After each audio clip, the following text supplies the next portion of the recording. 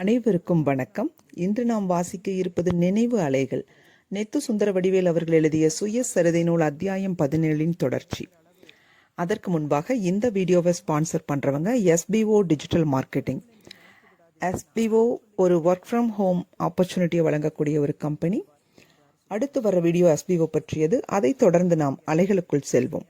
Skip பண்ணாதீங்க. பெரிய தப்பு. தினம் 300 ரூபாய் சம்பாதிக்க அரிய வாய்ப்பு. இன்ஸ்டாகிராம், ஃபேஸ்புக் பயன்படுத்த தெரிந்தால் போதும் content post and content publishing மூலமா தினம் 300 ரூபாய் சம்பாதிக்கலாம். இந்த வேலை செய்ய 5 நிமிடம் போதும். Work training support, group communication support, all language customer live chat support, முக்கியமா சொந்தமா ஒரு பிசினஸ் ஸ்டார்ட் பண்ற அளவுக்கு உங்களால கற்றுக்கொள்ளவும் முடியும், சம்பாதிக்கவும் முடியும். இந்த வேலை வாய்ப்பு வழங்குவது 5 வருடத்திற்கு மேல ரன் ஆகிட்டு இருக்க நம்ம தமிழ்நாட்டு company school of business organisation private limited. மேலும் விவரங்களுக்கு டிஸ்கிரிப்ஷன்ல கொடுத்திருக்க நம்பருக்கு வாட்ஸ்அப் பண்ணுங்க.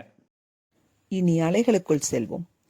ஒருமுறை திரு சம்பந்தமூர்த்தியும் திருநாவுக்கரசும் என்னை கூட்டிக் கொண்டு வேலூரை ஒட்டி கிழக்கில் உள்ள மலை மீது ஏறினார்கள். அங்கு கட்டப்பட்டுள்ள கோட்டையை பார்த்து மகிழ்ந்து கொண்டிருந்தோம். நாங்கள் மலை உச்சிக்கு சென்ற போது பளிச்சென்று நல்ல வெளிச்சம். மேகங்கள் எங்கும் தென்படவில்லை. கோட்டையையும் அங்கிருந்து 4 பக்க மலைத்தொடர் காட்சிகளையும் கண்டு மெல்ல இன்புற்றோம். இதையும் அதையும் ஒருவருக்கொருவர் பார்த்து மகிழ்ந்த பின்னர் மீண்டும் மீண்டும் வரவேண்டும் என்று முடிவு செய்து கொண்டோம். ஓரிடத்தில் உட்கார்ந்து கையில் கொண்டு வந்திருந்த தின்பண்டங்களை சுவைக்க தொடங்கினோம். சட்டென்று இருண்டது. வானத்தை பார்த்தோம். கருமேகங்கள் படையெடுத்தன.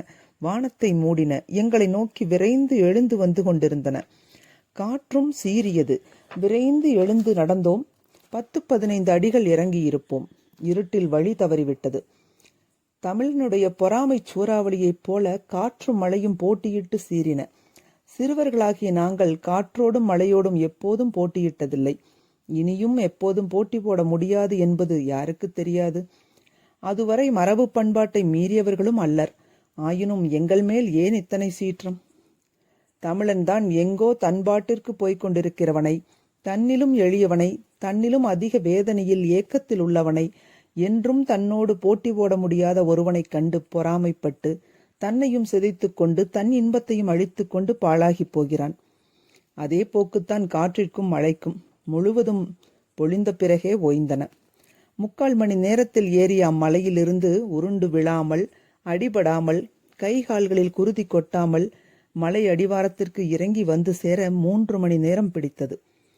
3 மணிகளும் நான் பட்ட பாட்டிலும் என் தோழர்கள் பட்ட பாடு சொல்லுந்தரத்தது அன்று. அவர்கள் தங்கள் உயிர்களை விட என் உயிரையே பெரிதென போற்றினார்கள். ஆளுக்கொரு பக்கம் இருந்து கைத்தாங்களாக யானை ஆய்ந்து பார்த்து அடி வைப்பது போல் மெல்ல மெல்ல, மிக மெல்ல பார்த்து பார்த்து என்னை இறக்கி வந்தார்கள்.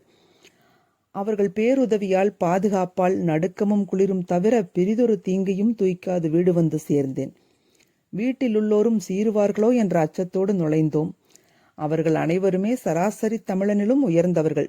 சீரவில்லை, சீராட்டி ஆறுதல் கூறினார்கள். தொடர்வோம். அலைகள் ஓய்வதில்லை.